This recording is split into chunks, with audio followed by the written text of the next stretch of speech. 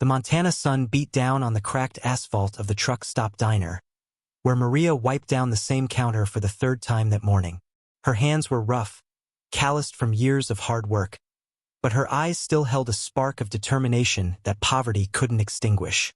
She had arrived in the United States 5 years ago from a small village in Guatemala, carrying nothing but a worn backpack and a dictionary she'd bought at a second-hand store.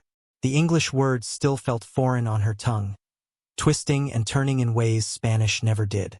But every day she tried. Every single day.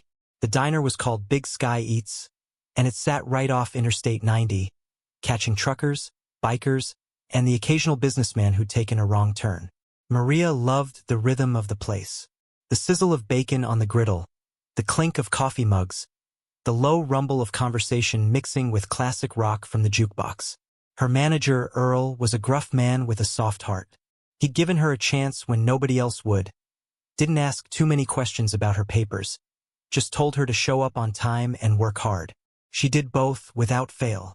It was a Tuesday morning, the kind where time moved slow as molasses. The breakfast rush had ended, leaving only a handful of customers scattered across the red vinyl booths.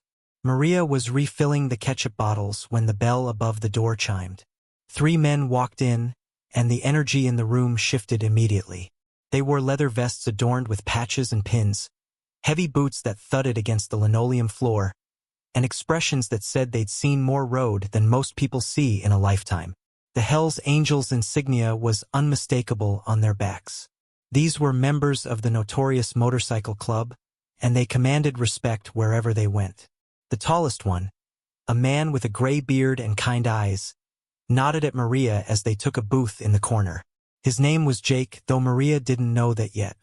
His companions were younger, tattooed, with that dangerous edge that made some people nervous. Maria approached their table with her notepad, her heart beating a little faster. She'd served bikers before, and most were just regular folks who happened to love motorcycles. But the Hells Angels had a reputation, and she was cautious. "Good morning," she said, her accent thick but her smile genuine. "What I can get for you today?" The men ordered coffee and breakfast, their voices polite, their manner relaxed. Maria wrote everything down carefully, double-checking to make sure she had it right. As she turned to leave, Jake called after her. "Thank you, ma'am. Appreciate it." She smiled wider, relieved by his kindness, and headed to the kitchen to place their order. 10 minutes later, the bell chimed again. This time, a man in an expensive suit walked in, talking loudly on his phone. He had that corporate look, all polish and arrogance. His leather briefcase probably worth more than Maria made in a month. He slid into a booth near the window without looking up from his screen. Maria approached him with the same warm smile she gave everyone. "Good morning, sir. What you like today?" The businessman barely glanced at her, waving his hand dismissively while still on his call. When he finally hung up, he looked at her with barely concealed irritation. "Coffee, black, and make it quick. I don't have all day." Maria nodded and turned to go, but he stopped her. "Wait, do you even understand English?" "I said black coffee. BLACK. No sugar, no cream. Think you can handle that?" His tone was sharp, cutting. Maria felt her face flush, but she kept her composure. "Yes, sir. I understand. Black coffee." She brought the coffee quickly, her hands steady despite the humiliation burning in her chest. When she returned to take his food order, he sighed dramatically, as if her very presence exhausted him. "Do you have a menu in English? Or is this place so backwards they only hire people who can't speak properly?" Maria's throat tightened, but she maintained her professionalism. "I speak English, sir. What you like to eat?" "Your English is terrible," he said loudly enough that other customers turned to look. "This is America. If you're going to work here, learn the language properly. It's embarrassing." The words hit Maria like a slap. She'd heard comments like this before, whispered behind hands or muttered under breath, but never so openly, never so cruel. Tears threatened to form, but she blinked them back. She would not give him the satisfaction. "I try very hard, sir. I study every day." "Well, try harder," he snapped. "Now bring me a burger, medium rare." And try not to mess it up. Maria walked away, her legs feeling heavy, her heart heavier. She placed the order with Earl, who noticed her distress but said nothing, just squeezed her shoulder gently. From the corner booth, Jake had heard everything. Jake's jaw tightened as he watched Maria walk back toward the kitchen. Her shoulders slightly hunched, the light in her eyes dimmed by the businessman's words. He exchanged glances with his brothers, Tommy and Red, who had also heard every word. The three men had seen a lot in their years on the road, but disrespect toward working people doing their best always struck a nerve. Maria returned to the businessman's table with his burger, setting it down carefully. She was about to walk away when he cut into the meat and grimaced. "This is not medium rare. Look at this. It's practically raw in the middle."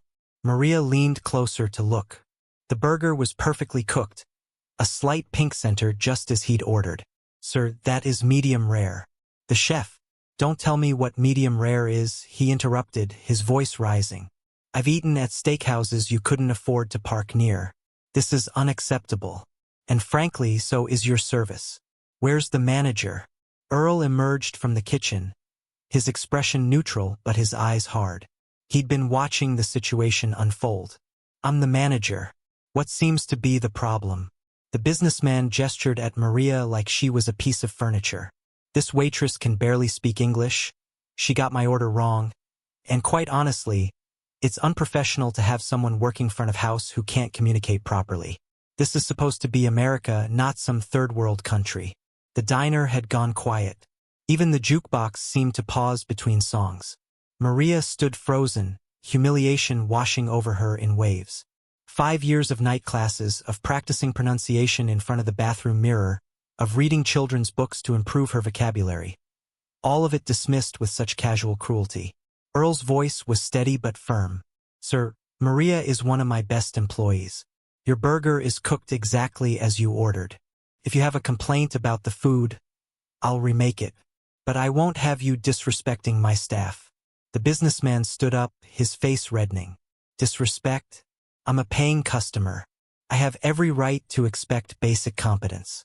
Maybe if you hired people who actually belonged in this country, you wouldn't have these problems." That's when Jake stood up. The movement was slow, deliberate. At 6'4" and 250 pounds of muscle and road-worn leather, Jake's presence filled the room. Tommy and Red stood with him, a wall of brotherhood and barely contained anger. Jake walked over to the businessman's table, his boots heavy on the floor. He didn't say anything at first, just stood there, his gray beard framing a face that had seen countless miles and countless fights. The patches on his vest told stories. 1%ers, club insignias, memorial patches for fallen brothers. The businessman's bravado faltered. He was used to boardrooms and conference calls, places where money and title meant power. But here, in this roadside diner in Montana, those things meant nothing.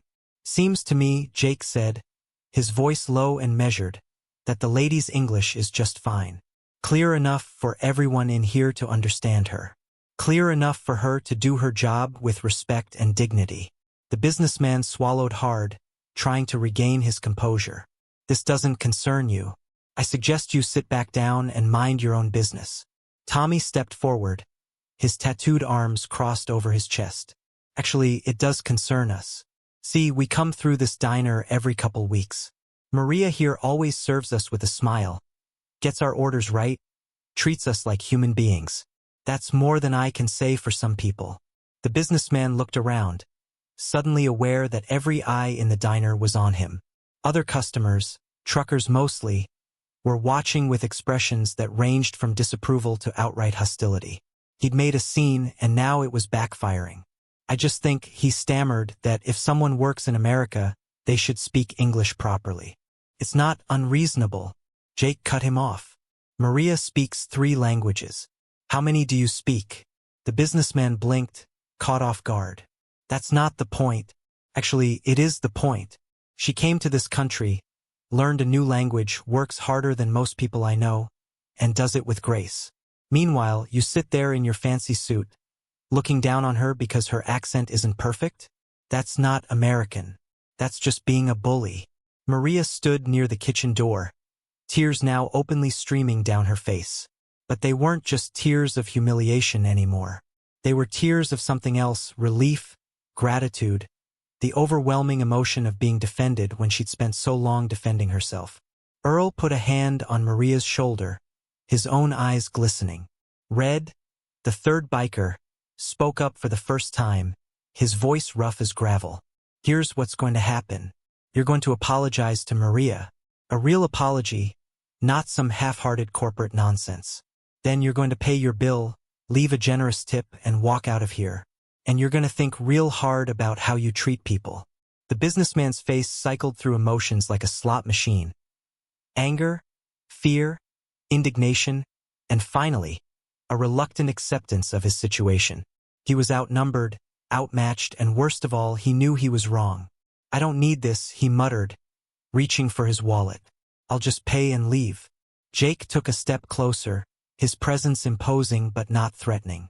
"Not yet. You didn't hear Red. You apologize first. To Maria. And you mean it." The businessman looked at Maria, who stood trembling near the kitchen door, her apron twisted in her hands. For a moment, something flickered across his face. Maybe recognition of his own cruelty, maybe just fear. But when he spoke, his words came out clipped and insincere. "Fine. I apologize." Jake shook his head slowly. "Try again. Like you're talking to a human being you just hurt." The diner remained silent, everyone waiting. A trucker in the back booth nodded approvingly. An elderly couple near the window held hands, watching the scene unfold like it was a morality play written just for them. The businessman's shoulders sagged. When he looked at Maria again, something had shifted. Perhaps it was the weight of everyone's judgment, or perhaps he'd caught a glimpse of his own reflection in the chrome napkin dispenser and didn't like what he saw. "Maria," he said, his voice quieter now. "I'm sorry. What I said was wrong and disrespectful. Your English is fine, and you didn't deserve any of that. I was rude and I apologize." Maria wiped her eyes with the back of her hand, her voice small but steady. "Thank you, sir." Jake nodded, satisfied. The businessman pulled out his wallet with shaking hands, left 3 $20 bills on the table for a $15 meal, and walked toward the door. As he reached for the handle, Jake called after him. "Hey." The businessman turned, his face pale. "You learned something today. Don't waste it." The door closed behind him, and the diner erupted in a collective exhale. The elderly woman started clapping, and soon others joined in. Maria covered her face, overwhelmed by the support, by the justice of it all, by the fact that these strangers, these intimidating bikers, had stood up for her when she couldn't fully stand up for herself. Earl brought Maria a glass of water and guided her to a chair. "Take a minute, sweetheart. You're all right now." Jake returned to his booth, and his brothers clapped him on the back. But the big man's attention was still on Maria. He stood up again and walked over to where she sat. "You okay, ma'am?" Maria looked up at him, this massive man with his leather and patches and gray beard, and saw only kindness in his eyes. "Yes, thank you. Thank you so much. I don't know what to say. Don't need to say anything. People like that, they count on nobody calling them out. But that stops when someone does." Tommy brought over their check and handed it to Earl with a $50 bill. "Keep the change. And give whatever Maria usually makes in tips today to her anyway. She earned it." Maria stood up, steadier now, and did something that surprised everyone, including herself. She hugged Jake. The big biker stiffened for just a second, then gently patted her back. "You're going to be fine," he said softly. "You're tougher than you think. If you're moved by what just happened here, if you believe in standing up for people who work hard and deserve respect, take a moment and subscribe to this channel. Because stories like Maria's remind us that kindness and courage can come from the most unexpected places. And this story is just getting started." As the bikers prepared to leave, Earl called out to Jake. "You boys ride safe now. And you're welcome here anytime." Jake tipped an imaginary hat and smiled. "Appreciate it, Earl. We'll be back." As the 3 Hells Angels walked out to their motorcycles, the rumble of their engines filling the parking lot, Maria watched from the window. She'd come to America looking for opportunity, for a better life, and she'd found it in the most unexpected moment. Not in wealth or status, but in dignity defended and humanity recognized. The rest of the day passed in a blur. Regular customers who'd witnessed the confrontation went out of their way to be extra kind to Maria. They complimented her service, asked about her life, left generous tips. One trucker even gave her a worn English grammar book he kept in his cab. But as Maria closed out her register that evening, counting bills with practiced efficiency, she couldn't stop thinking about Jake's words. You're tougher than you think. Maybe she was. Maybe she'd always been. She just needed someone to remind her. Earl locked the front door and turned to Maria with a smile. Hell of a day, huh? Maria laughed, the sound light and genuine. Yes, hell of a day. 3 weeks passed, and life at Big Sky Eats settled back into its familiar rhythm. But something had changed in Maria. The incident with the businessman had cracked something open inside her. Not breaking her, but rather breaking through the shell of doubt she'd carried for so long. She started speaking up more, engaging customers in longer conversations, not shying away when her accent made words stumble. She joined an advanced English class at the community college, studying between shifts. Earl noticed the change and gave her more responsibilities. Training new staff, managing inventory, even helping with the schedule. One Saturday morning, as Maria was setting up for the breakfast rush, the familiar rumble of motorcycles filled the parking lot. Her heart lifted. The Hells Angels had returned. Jake, Tommy, and Red walked in, along with 2 other members Maria hadn't met before. They took their usual corner booth, and Maria approached with genuine excitement. Welcome back. The usual for everyone? Jake's weathered face broke into a warm smile. You got it, Maria. Have you been? Good. Really good. I'm taking more classes now. Learning business English. Tommy raised his coffee mug in salute. That's what we like to hear. You're going places. As Maria brought out their breakfast, perfectly cooked eggs, crispy bacon, hash browns golden brown. Jake pulled an envelope from his vest pocket. Got something for you. Maria set down the plates and took the envelope hesitantly. Inside was a letter of recommendation, written on official-looking letterhead from the Hells Angels Montana chapter. Her eyes widened as she read. We wanted to make sure, Jake explained, that if you ever apply for a better job or need a reference, you've got one. Signed by the chapter president himself. Sometimes a letter from us opens doors that might otherwise stay closed. Maria's hands trembled as she held the paper. In formal, eloquent English, it praised her work ethic, her dedication, her character, and her courage. It was perhaps the most meaningful document she'd ever received. I don't know what to say.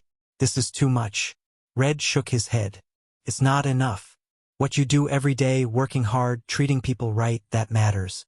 We just want to make sure others see it too. The weeks turned into months. Maria's English improved dramatically.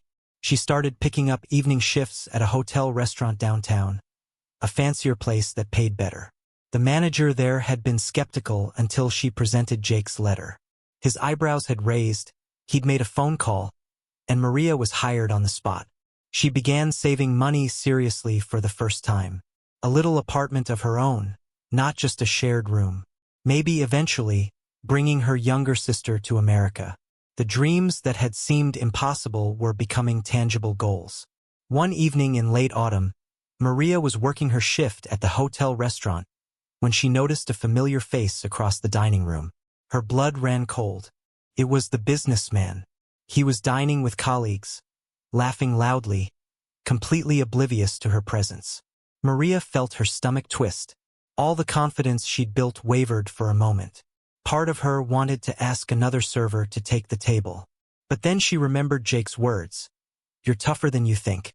She straightened her shoulders, grabbed her notepad, and walked over. Good evening, gentlemen. My name is Maria, and I'll be your server tonight.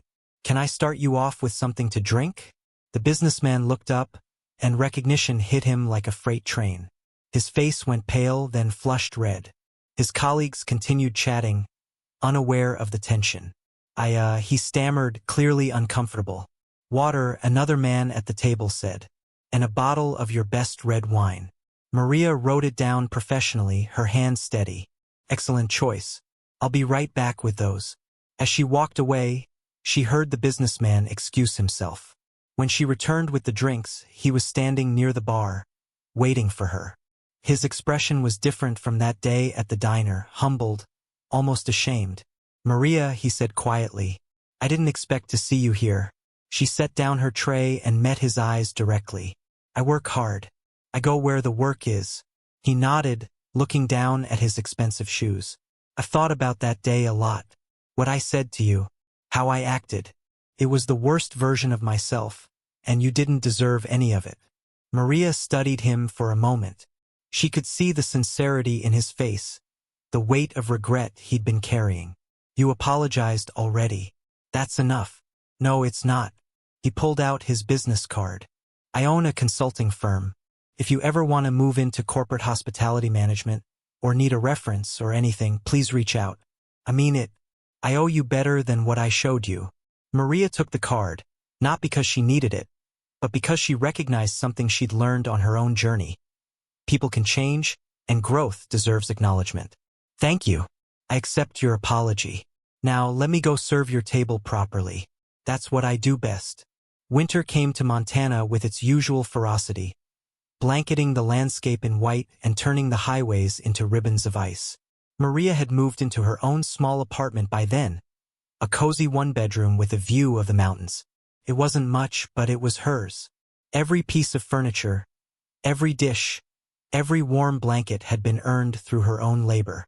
She kept the letter from the Hells Angels framed on her wall, right next to her certificate from the advanced English program where she'd graduated with honors. The businessman's card sat in her desk drawer, unused but not forgotten. A reminder that people contained multitudes, capable of both cruelty and redemption. The hotel restaurant had promoted her to shift supervisor after just 4 months. Her manager, a sharp-eyed woman named Patricia, had recognized Maria's natural leadership abilities and her gift for making every customer feel valued. Maria trained new servers now, teaching them not just how to carry plates and take orders, but how to treat every person with dignity, regardless of how they treated you. On a particularly cold December evening, Maria was closing up the restaurant when Patricia called her into the office. "Sit down, Maria. I have something to discuss with you." Maria's heart raced. In her experience, unexpected meetings rarely brought good news. Patricia smiled, easing her worry. "Relax. This is good news. The hotel chain is opening a new luxury property in Billings next spring.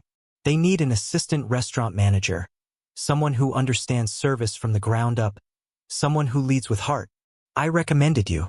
Maria felt the air leave her lungs. "Assistant manager? But I've only been here 6 months. And in that time, you've transformed this team.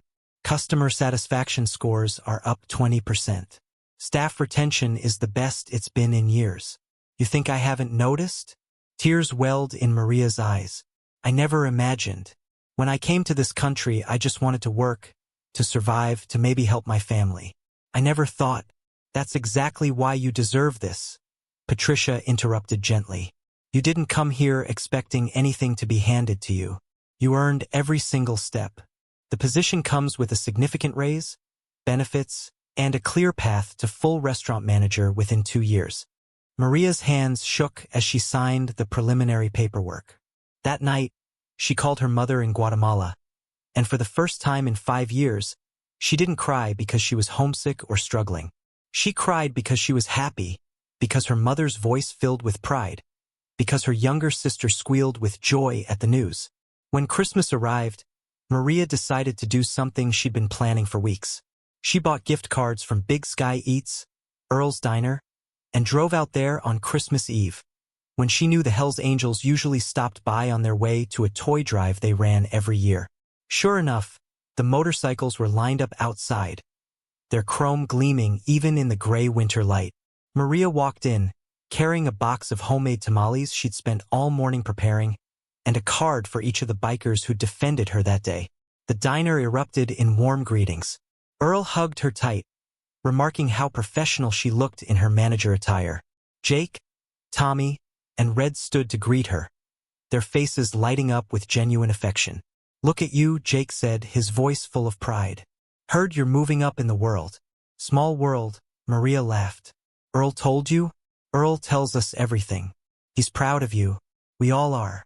Maria distributed her gifts, the tamales, the cards, and inside each card, a small donation to their toy drive. But for Jake, she had something extra. A photograph she'd had framed. It was from that day, taken by another customer on their phone and later sent to the diner.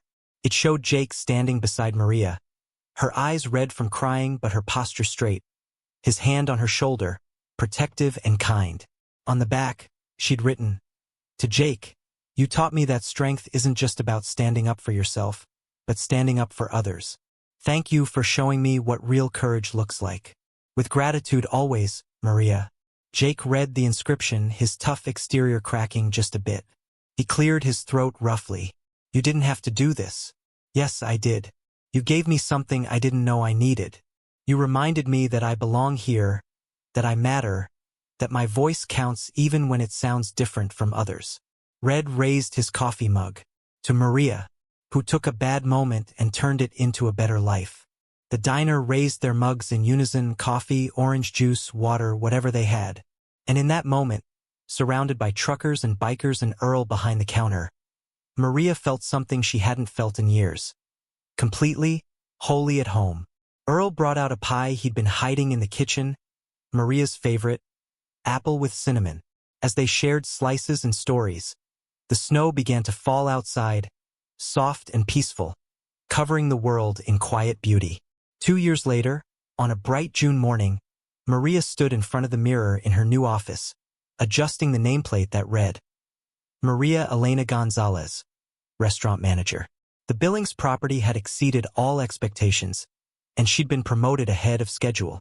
At 29 years old, she managed a team of 42 people and oversaw a restaurant that served some of the most influential people in Montana. But success hadn't changed her.